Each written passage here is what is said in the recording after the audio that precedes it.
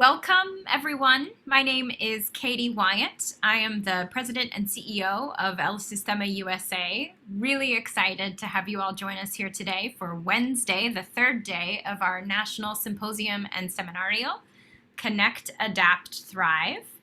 I'm joined by my colleagues from Sistema Europe. Thank you so much to all of our friends from across the pond, as we say. I want to introduce the founder and president of Sistema Europe, Mr. Marshall Marcus. Thank you so much, Katie. What a great pleasure it is for some of us Europeans to be with you all today. Yeah, if only with our Zoomy presences. We look forward to better presence later.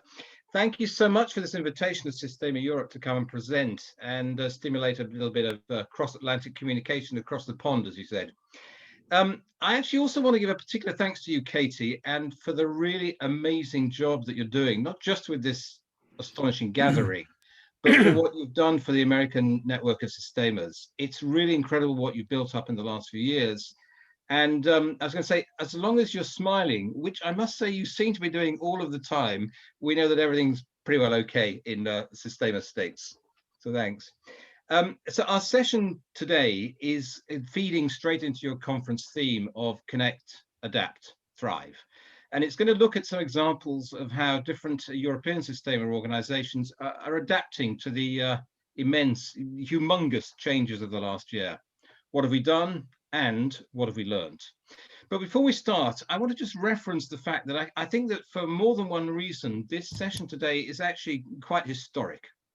Firstly, because it's a funny thing that Sistema Europe is actually coming home to the US. I say that because many people may not know this, but Sistema Europe was actually founded in the United States, specifically in a Los Angeles hotel room on South Grand Avenue in the early hours of February 2012, a few hours after the end of the Take a Stand conference, which was Venezuela, of course, is the real inspiration. But for Sistema Europe, the US was the place where that inspiration really ignited. As Maestro Abreu used to say, the planning is the doing.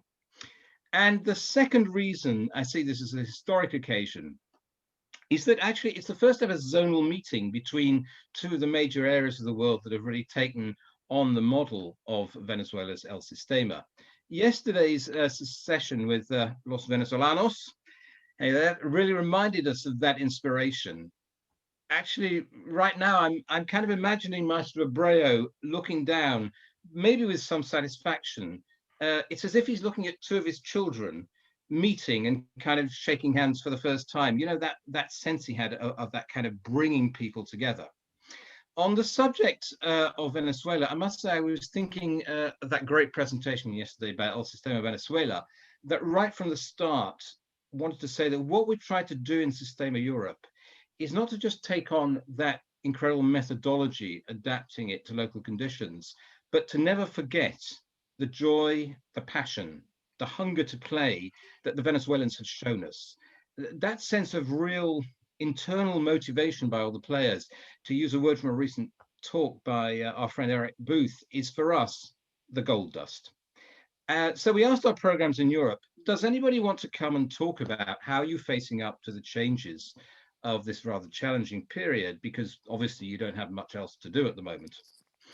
And 6 programs jumped up. Now, it's one of the characteristics of Europe that you get a certain kind of national diversity. I just want to try and share my screen at this stage, if I can find it. And of course, just at the moment, I can't find it. Let's try again, sorry.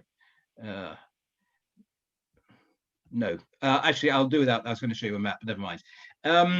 So I was just going to show you that actually the thing about Europe is that it's about the same size, not that far different in size from the continental landmass of Europe, of the States, but actually it's really rather different in the sense that there are, I think there are about almost, well, certainly more than 30 countries, if not 40 countries in there. And so actually I've now found the sharing I was trying to do. And so if I just bring up this this map, yeah, so we can see the States, here we can see Europe. Here's a map of where all our various programs are. And if I just go in there a little bit, we have programs, about 128 program centers in about 28 countries. And this afternoon, what we're going to be doing is going from somewhere in Spain in a project to send you out to right to the other side of Europe, to Turkey. And then we have a contribution from somebody up here in Ireland. Then we're going to have a little break. We're going to try a few questions. If you have anything you want to ask us, just throw it in the chat, and then we'll stop for a few minutes to try and do that. And then after that, we are going to zoom down to Bosnia Herzegovina down here, after which we're off to Portugal, and we will finish off with Sweden up here. So that's basically the game plan. If you have questions, really do put them down in the chat. I have no idea what each program is going to say, but that's the fun. This is a bit of an experiment. Will we find that you see all the same issues you have? Or will you actually say, boy, these Europeans are really weird? Let's find out. Okay, can I introduce Carlos Fontan from Acción por la Música, el Sistema en España? You're on. Thank you so much, Marshall. Can you see my screen? Yeah, we see it. Yeah. So hello, everyone. My name is Carlos Fontan, and I'm the orchestral coordinator of Acción por la Música Foundation based in Madrid, Spain. First of all, I want to thank both El Sistema Europe and El Sistema USA for this opportunity to connect our organizations for the greater benefit of our society. With the arrival of the pandemic, things that are not universal became even more present, such as the use of the new technologies or the conditions of connectivity in every home. On the other hand, there are students for whom distance and online learning affect their adequate progress, either because they are students with special educational needs or because of the lack of information and access skills to ICT. For all these reasons, the Foundation immediately set about drafting an urgent action plan to bridge the educational and digital divide among children and young people. This process led to collaboration with several universities and organizations such as UNICEF. We also have been developing an educational training model to help students to cope with this educational uncertainty at schools.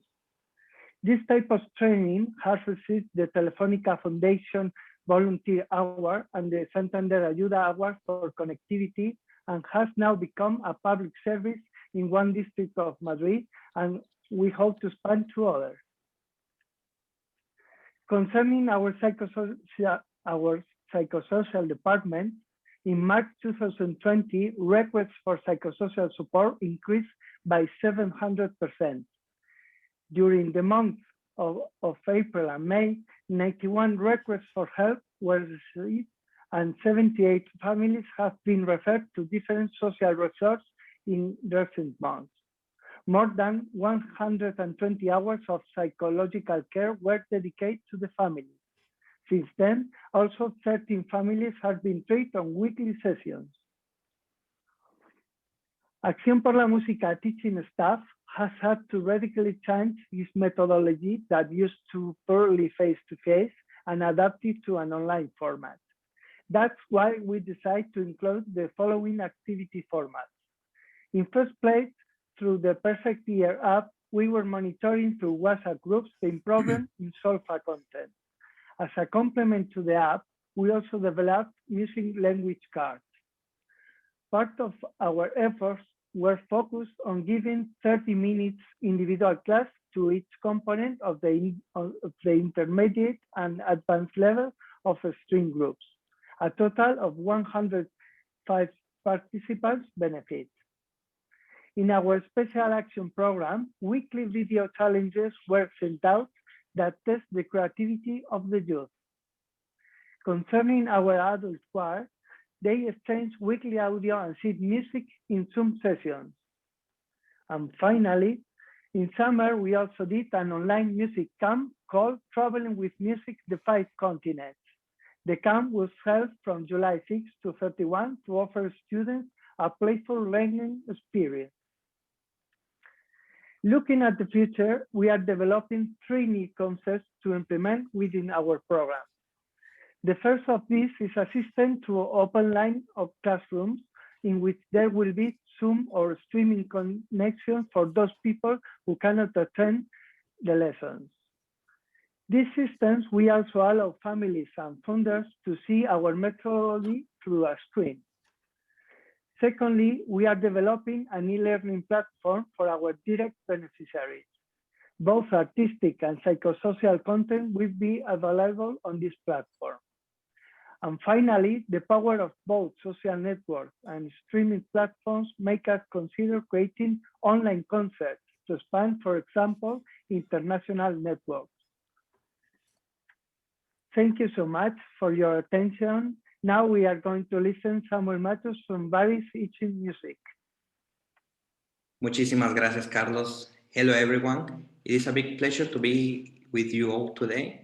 I would like to share some of the experience, struggles, and strategies that we have used during the pandemic. We started working online since March of 2020, and will continue doing so until June of this year, as the situation is still a little bit complicated in Turkey, and we don't want to take any risk. Before the pandemic, we didn't really have an online platform prepared for our students. And it is an overstatement to say that the whole situation came as a surprise. So we had just enough time to invite the students to take their instruments home. We filmed a couple of videos for them and created some WhatsApp groups for us to keep the online lessons with them in that platform back then. We believed that we were gonna see each other again a couple of weeks later. But as the situation started to get out of control, we decided to keep working online, and we do hope to see the kids again in September. So we had to adapt our expectations and our whole program accordingly to our students' current needs, because it has been especially tough for them, and we want to be a support not only musically but psychologically as well. And to make it short, we stopped working on orchestral pieces as we didn't know for sure when we were going to perform together again. And we allowed the students to drive their own learning in a way by asking them what they would like to play, exploring together different solistic repertoire, etudes, popular music, and a lot of technique, of course. And I think that when you empower the students in that way, especially during these unprecedented times, it is very inspiring for them, and then the results are way better. We have created, even though every online lesson is a big challenge, we have created a space in every lesson where they feel safe to make mistakes, to experiment, to ask questions, to talk, to discover what they love about playing and singing, and also a time where we can teach them how to practice, and we can give them tools to improve themselves at home. And for us, there is no rush.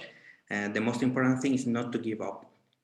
And in terms of digital performances, later on we adapted the Google Classroom in our education online. And we have had a few of digital performances. Before the pandemic, our youth orchestra was actually getting ready to perform Peter and the Wolf from Prokofiev in April. So we could still work on it online, and later we applied for a prize so that we could have a professional production team. So we recorded the sections individually, and now you can enjoy that concert in our YouTube channel. We also had a collaboration with the children choir of the Leipzig Opera, where our orchestra and choir recorded some videos at home, and then they performed digitally in December. Another video is coming in March as well, so it's always nice to keep a connection between projects even during the pandemic. Recently, we have the possibility to record some of our chamber groups celebrating Women of the World Festival.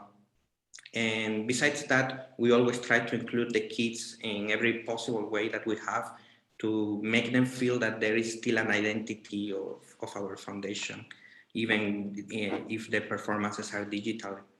Of course, they all want to play and sing together. So for us to keep that sense of community and that sense of family, we created a series of workshops when they can see each other in larger groups, as most of our instrumental lessons now are individual.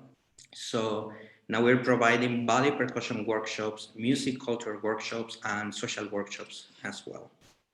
And the results of our lessons have been beyond our expectations, mainly because we teachers and directors, we know how hard it can be, but the children don't most of the time. And we could see again the amazing potential that the children have even during the pandemic. And we have seen that adapting our way of working to an online mode with flexibility, creativity, love, we can accomplish several things. Being one of the most important, being there for the students and showing to them that there is still hope. Of course, now we will try to create a better and much stronger online platform. We will also try to create a better communication and participation with our parents, establish a hybrid teaching program in case we encounter similar challenges as the one we all have now. And we will try to find more tools to keep improving our digital learning. And to finish, I would like to say that for us, these kind of seminarios are a light of hope and inspiration because it allows us to learn from each other, to connect with others and get stronger together. So I thank you all, and now it is my pleasure to introduce our next speaker from the project Sing Out with Strings, Catherine Barnecott. Hi everyone. It's so amazing to be here. Thank you very much for giving us this opportunity. My name is Catherine Barnecott and I'm the Education and Outreach Manager for the Irish Chamber Orchestra, who are a professional orchestra based in Limerick in Ireland. I'm just setting my stopwatch here so that I don't waffle on. I manage and teach on their Sistema Influence Sing Out with Strings programme, which has been running for 13 years now. Sing Out with Strings works with over 350 children 3 times a week in areas of acute economic disadvantage in Limerick City. And our string sessions are part of the school curriculum. So when COVID hit, we had to pivot all our services online because the schools just closed, like many of you. So we managed to successfully transition to the Zoom one-to-one sessions, to Zoom orchestras, and our wonderful teaching artists had to try and become video producers, I'm sure many of you have, and create short classroom orientated videos for the classes that we would have been in to give to schools, to access to the schools, and we put those up on Facebook and on the Irish Chamber Orchestra websites and on YouTube. And it was a big challenge. It was a challenge predominantly to produce professional quality content. It's a big ask for your teaching artists just to kind of change suddenly, and also to sustain these live lessons. So also to distribute the content to the schools and to families and to kids in uncertain times and with uncertain methods of distribution and access. So our solution was to create Sing Out with Strings Online, which is a website. So it's, I just click on there, and if I can move the slide, there we go. So there's our Sing Out with Strings online website. So we have a centralized hub that's accessible with professionally produced content by the Irish Chamber Orchestra, by musicians of the Irish Chamber Orchestra. So we're seeing this as a support for teachers, not to replace the live lessons, which were going very successfully actually, especially one-to-ones, but as a classroom and as a teaching artist support in these times. If I just click on a little bit of video here, you can see you can navigate around, and we've put up our beginner string repertoire because we teach strings. And here's Robin from the Irish Chamber Orchestra, and he's playing an open string part for beautiful Irish lament, the Sally Gardens, which we're all learning for St. Patrick's Day. It's going to be up on Limerick City Parade there. And so we're hoping that this is a supplement for classroom, a support, so classroom teachers can access this as well. We use it in our Zoom orchestra, and it's a teaching aid. So you've got lots of different angles. Kids can go in as well. It gives kids more autonomy as well. So we're hoping that this will also promote a continuing relationship for us and our students outside the classroom, parents can get involved, grown-ups at home, and kids like to poke about and do things so that they can think, what's going on with my violin line, and they can access all these different parts and listen to them, can watch the fingers, can do a lot, and there's sheet music that they can download as well. This has been kind of labor intensive and cost intensive, but we feel it's worth it. We have an archive of 13 years of beginner string repertoire that we've created with the kids and that we've made up with them, and that we've had so much fun doing. So we want to share this with everybody, so and harness those the learning of 2020, the things that we have learned that we want to take forwards from this whole situation. So for the future, this is our wonderful team, some of our wonderful team of teaching artists. This is from some of their videos that they made kind of very fast from home to upload, as I'm sure many of you have done already and have seen that happening, and to harness for them so that it's a place for to access and direct students to whether we have ready-made resources for them. Also, I'm hoping that it'll be a stimulating hub where we can share our ideas and we can collaborate and collaborate to wider networks like yourselves, and evolve and connect, adapt and thrive. And this is the beginning of our journey, so we'd really appreciate it for your feedback. If you want to kind of check in and have a look at that for St. Patrick's Day, you are so welcome. And thank you so much for the opportunity. I'd like to hand back to Marshall now for any questions. Thanks very much, Catherine. And by the way, your presentation is already stimulating a certain amount of compliments here. People seem to like that a lot. And somebody's asking if you could put in the web address, the URL for the site, I think. So yeah, I'm sure if you want that. to put that into the chat, then we can take that from there. We could I'll take a stop few sharing. minutes now for any questions or comments you have so far. I noticed further back that Caitlin, she says, maybe she was talking about Samuel in Turkey. I don't know. She was saying, I'm curious how moving to mostly private lessons affected your budget and how you dealt with that shift. And if anybody else wants to put a question in at the moment, you can also put your blue hand up if you want. I'll try and see those. So, Samuel, this question or any of the three of you actually, going over to private lessons, how does that impact the budget? What do you do about it? Right. We have individual lessons right now. It is mainly because of the internet connection of our students as well. We do group lessons, but it is not as effective as seeing the kid right now individually and having a little bit more of personified lesson for the students. Of course, we do that when we have the orchestral rehearsals or the group lessons. We all know that each kid has different needs, and you have to work, even when you have a group, you work with them, knowing what to say to each of them individually, even if you're working as a group. Right now, due to the circumstances, we're having more of an individual contact with the students. And at the beginning, it wasn't something we were feeling like it was the best, because we want to keep the feeling of the community that they can have in an orchestra or a choir. But we have seen very good results having this time of individual practice with the kids. There is a better connection with the families as well. And they also know that they are working individually right now so that their level gets improved. And when they see each other again, the rehearsals, the lessons are going to be much better. So it's a little bit of, that the good things and the not so good things that we're experimenting right now. It's an experiment at the end, and probably we would like to also continue with some individual lessons once the pandemic is over. We will check on that. Thanks very much for that. Actually, I have a question for all three of you, which is, if you had to begin this whole thing over again, what's the one thing that you might change or do differently, or do you think you've hit the spot where you need to go?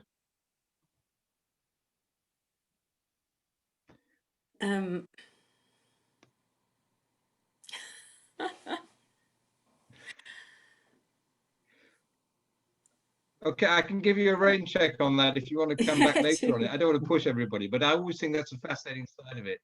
Whilst you think about that, or if you want to answer any of that, sorry, go on. Oh, sorry, Samuel. sorry for interrupting. You know, having a more prepared online platform, you know, and knowing that it doesn't have to be all the time just one plan, and you don't need to follow all the time some programations. You can be flexible, you can change stuff on the way, trying not to affect the psychology of the kids, and always with the purpose of improving the level of them. Very good. Somebody's saying that Antonio has a question. I was only answering the question of the private lessons and not the result of budget. So I think that we are quite lucky because our teachers are paid by the government. So we maintain almost their weekly schedule with certainly some adjustments, but so we didn't have any extra problem with the budget because of the lesson, individual and also collective lessons. Great, thanks very much, Antonio. Cecile, actually, I don't know whether you want to ask this question yourself. Thank you so much for this presentation. She's saying, I'm curious if your programs have ever collaborated either in person or online. I'm not quite sure I've got that one properly, but Cecile, do you want to come and tell us about that one? Sure. I was just curious if, say, right now we have students who are from all these different programs around the country who are making music together. And I'm curious if what kinds of opportunities, if there have been opportunities for across all of your different programs for your students to meet each other and to collaborate and to share similarly to what we're doing today. That's sort of what I hope that helps. Can I answer? That does. Catherine. Yeah. We had an amazing opportunity 2 years ago, pre-COVID, of course, with the Sistema European Youth Orchestra, which we had the opportunity to send 9 children went to that, and they met over 200 kids from, I can't remember how many, is it 17 different countries, or there were a lot. It blew their minds. A lot of them had never left Limerick in Ireland before, and then to meet people speaking different languages, coming from different places, and just all interested in music was phenomenal. So that was just like literally life changing for all of them.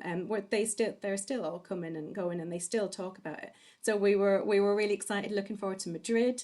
But online would be lovely to do some online things. I think everybody's just beginning to kind of get used to, speaking for myself, get used to kind of how this might happen. I know that for us, a lot of child protection things online have come up, and we've been, you have to have all those in place, and all this kind of new language and new situations to deal with to make a safe place and to make things happen. And so I think it would be amazing. It's one of the most amazing things about the new situation is that I wouldn't be able to be here, for this fantastic conference. So for the kids as well, I think it's like opens doors in a good way to collaborate. So it's a great question. We've only done it live, but it would be nice to do it. The world's our oyster online. Yeah. Let me take Ron, and then I'd like to bring in a question that our letters put down. Ron. I just want to mention quickly that we on Sistema Sweden do a lot of online right now. We do it in person, but also a lot of online collaboration. Even a lot of, we do a camp every year that now is online, and every part of the world can be participating, having class with the Gothenburg Symphonic musician. And we do it with Sistema teachers. So I will talk a little bit later about it, but we do a lot of online and activities where also integrate other students outside of our program. Great, thanks. Look, I just want to, Ola Ralette, I want to put a question from you, a really good question here, actually. And she's saying, have the students' engagement changed? Have you dealt with the black screens? Good question there. Anybody want to come in on this? Catherine, I didn't tell what you were about to. Ron. No, let's take Catherine, then Ron. It's been interesting, actually. It's been quite liberating for us in a way, because we initially work through school, but this has given us kind of the liberation to meet parents and families directly, which we would have had kind of on the peripheries, but now people are inviting us into their homes, and that's an eye-opener as well. So the black screens, yeah, there's some black screens and some not. We've got a tremendous parental support, which is really great to feel directly, but just what the kids cope with in terms of noise, distractions, so many people in one room and kind of trying to focus is really interesting. So there's the black screens, but there's also a whole host of other distractions that they can and are aware of. So, you know, ways to manage that, and hopefully going forwards, we're making partnerships with other hubs in the area so that kids can maybe get out of the house and go into another safe space. We've just got funding for 30 devices that we're thinking of leaving half of those in hubs so kids can go and use those and go out and do different things. So yeah, there's a variety of strategies depending on what you meet when you're online doing that. If that answers. Thanks, Catherine. There are some other questions, quite interesting ones coming in. I wonder whether we should get back and do the second 3 lots of presentations. And then, for example, Tim, that's a good question from you. Do you feel when things resume in person, the platforms and materials you've created will still be used in a hybrid way, or is it going to be back to business as usual? I think that'd be an interesting question to resume on, but let's hear the next kind of thing. So having heard from those first 3, we're now going to go to Isma in Bosnia Herzegovina, and it'd be really interesting to hear what you're up to. I know you've got amazing projects that you do. Hi, everyone. Thank you for the invitation to be here. I'm very glad that we are a part of our organization's part of this symposium, and I wish to say hello to everybody, to my fellow colleagues and everybody else who is listening today. I'm going to talk for 2 ways. My story is going to have 2 ways: what pandemic affected us, and also what is the other side of the pandemic of the mindset of young people. A little more about ourselves. How to Good Tones was established in Srebrenica 10 years ago, and we are founded to heal deep wounds in the town that has been the site of the worst genocide in Europe since World War II, where more than 8,000 people were killed in a matter of days. The 2 ethnic populations still live side by side, and a hostile disengagement with every effort of reconciliation has given little success. We are founded on the principles of multi-ethnicity, and our mission is to offer children and young people in Srebrenica, Bosnia and Herzegovina, and the Western Balkans region artistical, culture, entertaining, and training programs which are today customized to their age and the place in which they're living. We are here for a long time. We're here more than 10 years, hundreds of concerts, countless different projects with El Sistema Inspire program worldwide, creating music to send out a different message out from Srebrenica that people are used to. More than 1,500 children attended our programs, and we did many things. In this pandemic, we were luckily that the pandemic situation in our country wasn't so bad like worldwide, because we we are still working live sessions with students, but we are just in smaller groups. So we can do it 10 or 12 students in larger rooms or something like that. And the children play in social distance ways, and we had a small online platform, and we are very, very active in recording many different songs to stay active on the social medias to have connections with the outside world.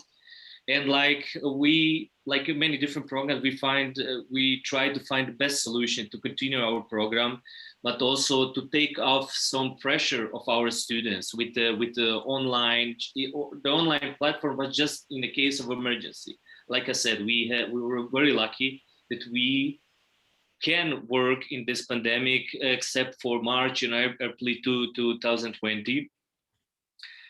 But there's also one thing that I want to mention today, and that we discovered, we saw that it's needed in Srebrenica. We have seen the disturbing increase of nationalism and hate speech in our city, in our country over the last year. nationalistic voices are becoming louder and louder. And because of that, we made a conscious decision to take on the civic, social, and emotional education of our students in a more focused way as well.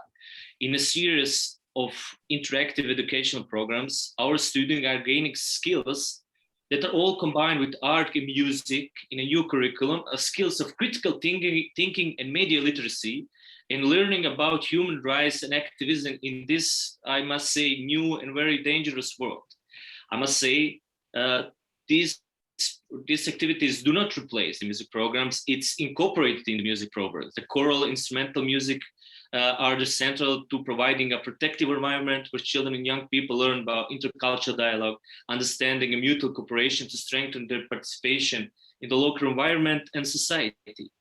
But we have seen that expansion of the new kinds of civic learning combined with the music and art civic learning are vital right now because of the current rise of the whole of these horrible narratives that the students are affected with.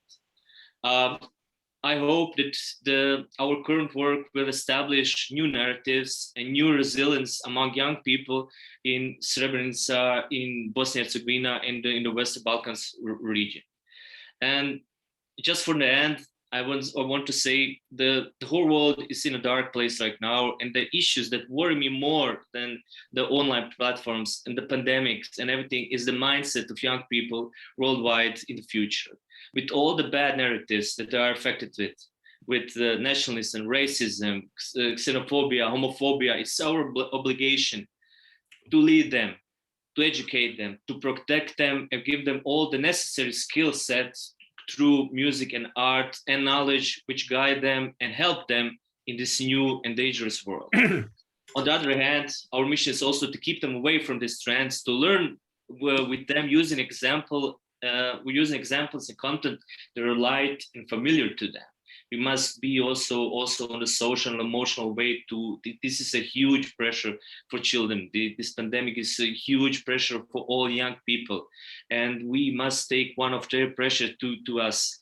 We talk a lot with them. In conversation with them, we use the language they understand. We try to teach them to think critically, use the new skills in this world.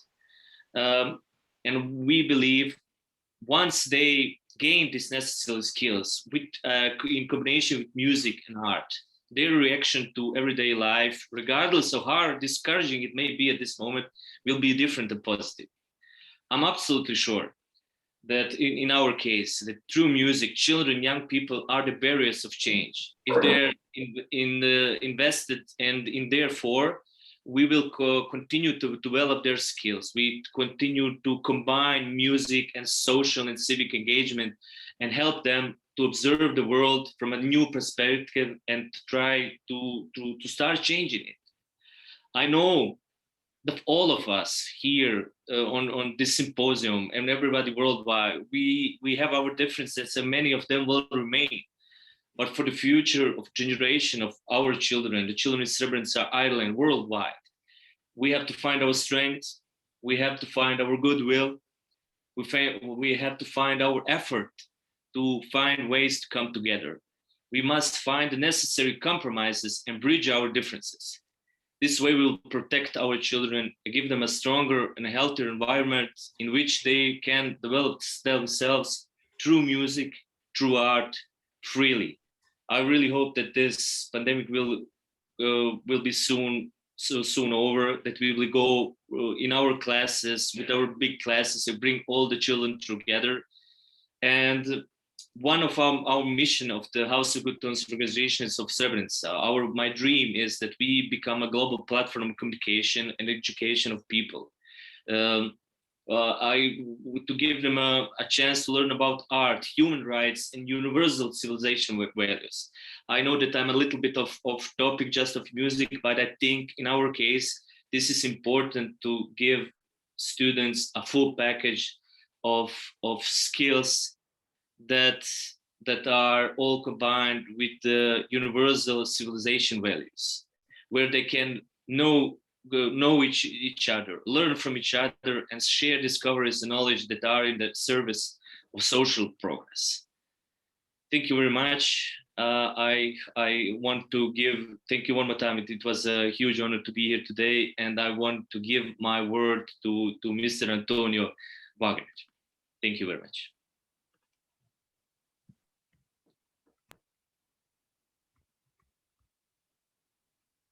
Antonio, I think you may be muted at the moment.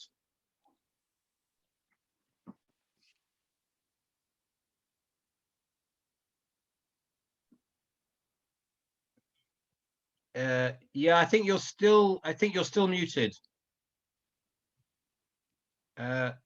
Yes, I saw. So that was the picture. Well, how are you, everybody? So it's from Orquestra Geraçāo from Portugal. I would just only say to you that we work from children from kindergarten to the high school and university also. We have also a jazz program. It was a jazz ensemble, but now we are beginning. It was the first year where we established in the schools a jazz project with all the instruments for a band and combo and etc. So Orquestra Geraçāo in Portugal is mainly a social project, intervention, and we do it through music, because we deal every day with children from very different cultures and very different economical surroundings. And so music is really the only language that can put them together and help them. And that was one of the problems we had to solve, because we needed to continue this spirit of community between teachers, students, and the fathers and the communities. So we had to adapt ourselves, as everybody, to the internet. Well, you know, that's something a little bit with problems. So first we had to have all the email addresses of our students. And sometimes it's very difficult in these situations. So it was a great effort of our teachers. Then we had to certify they had tools. So they had computers. And answering one of the questions, so they had, some of them have their own computers or mobile phones. Others, they use it from the schools, because the state lends some tablets and everything for the children. And we had some sponsors also that gave us computers and tablets so we can put them all together. So when we had this access for everybody in internet, we began to have classes, individual, and some ensemble classes that we made it online. But mainly, we found a strategy of, in Facebook, we had a forum where everybody could put some questions, asking some problems or making statements, and also publish little videos, and also inviting other students or even the teachers to play together online, naturally. And that was a very huge success. It was called Orquestra Geraçāo at Home. And what did we also do? We had to make a new platform where we could post the scores. We have 4 levels of orchestra, so it was a lot of scores, and also some videos in that style -1. That's to say, you have the piece, for instance, Arlésienne from Bizet, with the orchestra, but without one instrument, for instance, without the first violins. So the student can use it, not to be too bored, so he can play over the orchestra his part or his instrument. And that proved to be very successful among the children. That organized also the way that to do that, we had to make some manuals for the pedagogical ways of teaching of ensemble. And these manuals that are in a digital support are very important for the future, because it's good for the training of new teachers and also for helping our most advanced students and mentoring them in becoming also involved in the project after leaving the project. So mainly this was what we did. We also had we wanted to the country to think that we didn't disappear, so we managed to have to be present in the television in some important moments, so that can see Orquestra Geraçāo is still going on. And what we want for the future, we want to enhance this platform in order to be more in connection with you all, Sistema Europe and the whole world. And also what we want is to try, as I see the Spaniards did it, to prepare the platform for our workshops, final workshops, as the Swedish also did it. So where we can put together 300, 400 children, teachers, and everybody. That's one our special aims. But ladies and gentlemen, we are hoping that the pandemics go away and then we can be together again, because it's beautiful. And we are even answering another question, even if we go on live, shall we say, presential classes, but we keep on with all these platforms and everything, because it's very useful, especially for exchange, and for exchange for everybody, and also for training teachers. For instance, we have teachers that are that work 400 kilometers from Lisbon. It's easier to make a workshop via Zoom or via platform than to make it presential. So, ladies and gentlemen, I will not take more time of you. I will ask Matthew to pass a little video so that you have an idea what we are.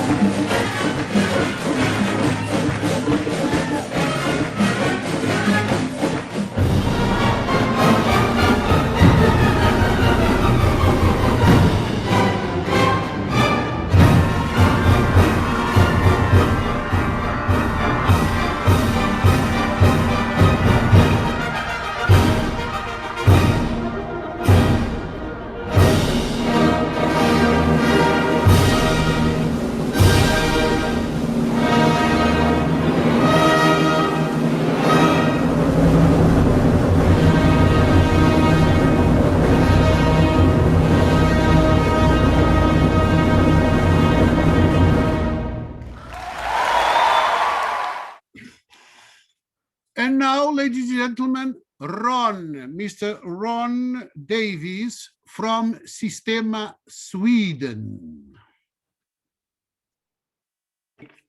Hello, everyone. I'm very happy to this opportunity. My name is Ron. I'm from Venezuela, but I'm based now in Sweden. And I want just to give you a very quickly a summary about our organization and then what we are being facing during the COVID. The Sistema Sweden Foundation is an organization that was founded in 2010. We have around 10,000 children involved in 32 regions, around 42 schools. We are a part of the government in culture school, preschool, and elementary school. And during that, we want to gather in all our schools, and that's why we create the first camp that was called Side by Side by El Sistema, what we're doing with the Gothenburg Symphony. And in 2015, we have the crisis of the refugees. So we was really like needed to give opportunity to these unaccompanied minors and refugees ones coming from Syria and Afghanistan, and then we create a dream orchestra. For us, always one of the pillars, not only to develop the soft skills and the socio-emotional skill of the kids, is to work with the teachers, and that's why we create a Sistema Academy. And we have been working that since 2017. And in 2017, we create a platform online that's called Sistema Play, and we have been doing there some tips. Also, we have been doing already from 2017 different gatherings online by sharing the knowledge and also network meetings. And for that, we also developed our Young Leaders program with the National Orquestra, which are the role models of all over the country. We have students who are part of this. But then the pandemic came in 2020, and we start to think how we can deal with all the work that we are doing and all this important social work and musical work when the situation was showing us another way to go. In Sweden, the measures are a little bit different. The school never closed. The school are being always open. For the secondary school is being in between online and people are meeting as well. Now a little bit more like online, also the university. But then with this situation, we start to have a meeting with our teacher and say, okay, how we can go from our basics and our core values of developing social skills, peer learning, motivation, creativity, and to our students through online platform, because you have limits. You have limit, like you have a problem with devices, you have situation with some budget, because we have, even if we have programs who are inside of the school, we also have programs who are after school, like Dream Orchestra, for example, who don't have a budget from the government. So how we can work with individual students then it's going to be extra money, and how we can do. So then we decided to create this platform for free, but at the same time to gather in group of 8 and using the mask. But then the schools are normally class. But what happened with our camp, with 1,000 kids are meeting every year. This camp is a camp that we do with the Gothenburg Symphonic since 2014. And for us, all our schools in El Sistema Sweden, but also in Europe and outside of Europe, are able to come and have class and play with the Gothenburg Symphonic musician. I must say that our key word during the pandemic and before the pandemic is collaboration. Collaborate with organization, with institution, with university, with concert house, with musician, with teacher, with community. That's actually what makes us to make the impact into the society that we want. And now in 2020, we were not able to do it side by side as we used to do it with 1,000 kids. So we have to go to two scenarios, one online and one with a studio orchestra. I want to show you a little bit what it was before the pandemic. So you can see.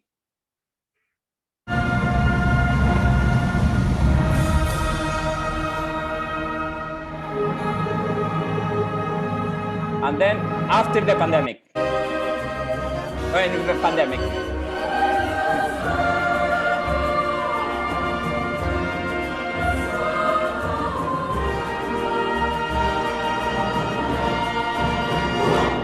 One of the things that we are really focusing is very much into online, but also to meet with the student. We also, from El Sistema Foundation, we are open not only to support our teachers in Sweden, but also we are being given a lot of, in the spring 2020, we created space to talk with teachers around Europe and around the world. We also created El Sistema Academy online this year, where 180 participants from different countries came. Our keyword was motivation, because we believe that when we become to motivate to class online, one of the difficult and affecting part is motivation, and how we can empower kids through online tools when they don't have devices, how we can develop social emotional skill with a kid when we have to do it through online, how the communication is being affected, because we're not only teaching music, we're also teaching values, we are teaching developing social emotional skill, how we do that.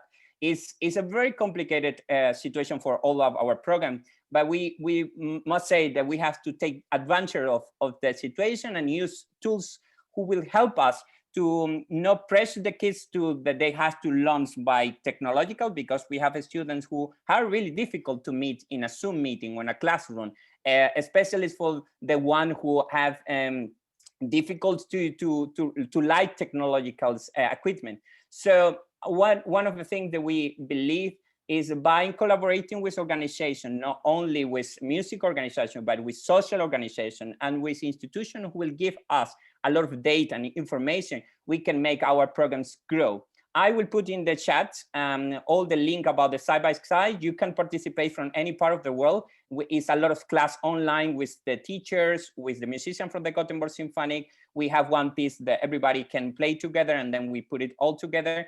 And also the students can meet and talk to each other. Also very important, because as I'm running on the time, is we always care a lot about, we care a lot about safety and guardian policy, and also of the GDPR, what is very important. That's why when we have a screen with a black, we don't put any kid to have the class on. For us, it's important they feel confident. And also we have a really strict rules to cooperate and work into digital platform. But we are so happy that we also can meet in the school. Thank you so much.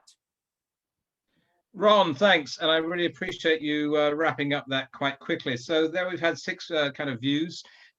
We've had quite a few questions come in. I'm just going to try and throw out a few of them. I'm sorry, probably going to go from the latest back. We've got a few minutes for this. From Jesse O'Hara, phenomenal video sound editing. Do you have a team dedicated to doing this? From Daniel, for those who did video tutorials as part of your program, did you find a more effective type of teaching alongside an online group or private lesson to check in with your students? From Tim, thanks for sharing. I put this question before. Do you feel when things resume that it's going to be back to business as usual, or have you learned things you're going to be doing as you go on? From Hillary, Ismar, I notice a lot of your students are pictured playing instruments like accordion, drum set, guitar. So cool. Is this a purposeful decision to teach instruments that are outside the traditional classical symphony? So those are a few of the questions that are rolling in. So any of you want to answer those questions? Let's just pile in because we don't have much time. We've got a few minutes. We can probably run 3 or 4 minutes over. Hi. Yeah, Christine. Is that okay? Yeah. I'm not cutting across anyone. I think the question of will we use this going forwards? Yeah, we plan to take some learning from it. In terms of it, I think it'll be dependent on the child and the situation. So some children, as this people have pointed out, really don't take to online methods at all. Some teachers don't. So I think you kind of apply it to the situation, but it really suits others, and it really suits people who maybe logistically find it difficult. Maybe they have a huge family, they don't have transport or something, and it suits them in that instance. So I think, I don't know, in our program anyway, really the relationship between the teacher and the organization and the student is so super important, and I don't think we can apply one blanket to it, but certainly the online things have given us new ways to approach different things, and that's positive for us as well. That's okay. Very good. Does anybody else want to come in with brief answers? Yeah, Antonio. I think it's important to keep the both presential, because I think the teacher is very important for the child, especially when we deal with the children with problems and different cultures and everything. The teacher functions also a little bit the psychological aspect and gives the children the idea of belonging. But also the platforms and what we have learned now with the system of online or giving classes by the internet it must be used in several situations. As Catherine has said, I agree that we can go both ways, but I still think that the presential classes are more important for the relationship of the teacher and the children. I very quickly, I think, Margaret, also I think we also need to think about the teachers, as many of the teachers need to relearn because they are not be using a platform, an online platform, that we are kind of like kids learning all the time how to be connecting to our students. We have been discussing this in group, and we also say that call our students is a really good way of connecting when sometimes they just prefer talk on the phone. And I think it's communication and relationship, as Antonio and Christine has mentioned, is the key word for keeping the programs going and somehow. Great, thanks very much. Somebody else was asking a question, by the way, about how are any of your governments providing, the laptops and the connections? Well, I can answer or Antonio and then Catherine. In what concerns Portugal, there's a program of the government. It's not always up to date to give computers in each school for each child. But I think they cannot cover all the children, but there's a program from the government. Yeah, in Ireland, I hope I'm not speaking out of turn, but it's completely random, and a lot of the kids don't have. There's a huge digital divide. So we applied for funding from a government agency for our own selves. So I think capital funding seems to be something that is people kind of philanthropists seem to like that in our experience. So we've applied for instruments and for things that's tangible, and they were people were happy to once we'd applied for it, throw that away. So there's a few different funds for capital funding. So we've got devices specifically for our kids learning on our program, but it's really hard. The schools are finding it really hard, and the kids are. There's situations with one phone between a household of 10, and it isn't ideal in any way, shape, or form. Catherine, thanks. Look, I think we're going to have to wrap up soon, but before we do wrap up, first of all, a lot of these conversations can carry on from within Swapcard. Anybody you've heard that you want to talk more to, you can contact them through the networking system there. I say that with the envy of Europeans looking at this great Swapcard system, which we certainly have to look into ourselves here. But the other thing I just wanted to say, which was in a way, this session, it kind of came from a conversation that Katie and I had actually at a Sphinx convention a few years ago, and then Katie came to ask about the session. But I want to tell you that really it's been a kind of cunning plan to just do this and then say, well, as you're all saying, that actually this contact is fantastic. So, I know actually there have been some projects. I know that Sistema Europe, for example, has had a project with Sistema Greece and other groups together. And I know Ron's got his hand up, there'll be another one going. Actually, I think it would be fantastic if what happens from today is that we're just this was a kind of tasting menu just to get you interested. And all you need to do if you're in the States is to go on the Sistema Europe website with the link I put in there and just look at what interests you, which programs look interesting, and then let's craft some projects together. So, I think that kind of thing is what we're made for. And I remember somebody saying that Maestro Abreu used to he just used to, like a production line, he'd set up orchestras, hundreds of them. And I always had this image, he'd push them out in the water, and then it was up to the boat what it did. Right. So I think that's for us in the programs. Basically, here's the idea. Thank you, Katie, for the invitation. We've enjoyed doing this, and let's get together again. Sky's the limit. It's your creativity. Katie, thank you very much for the opportunity. I'll hand back to you now. Thank you. I couldn't agree more, Marshall. And I want to give credit to a very special person in the Sistema movement, and that is Eric Booth. Eric created the ensemble and the World Ensemble and made the introduction of me to Marshall years ago, back in 2013, 14, to first meet and travel to Europe to meet the Sistema Europe programs at that time. So thank you to Eric for always pushing us and to think of ourselves as much bigger than our very local programs. And it's because of Eric's work and the work of many others, Mark Churchill, of course, also, that we exist today in the United States and in Europe, and of course all originating with Maestro Jose Antonio Abreu's idea and vision. I want to turn it over now to Trina Christensen, who is going to close us out with a couple of announcements. Thank you so much. I don't know about you guys, but I am totally and completely motivated and inspired by all of Sistema Europe.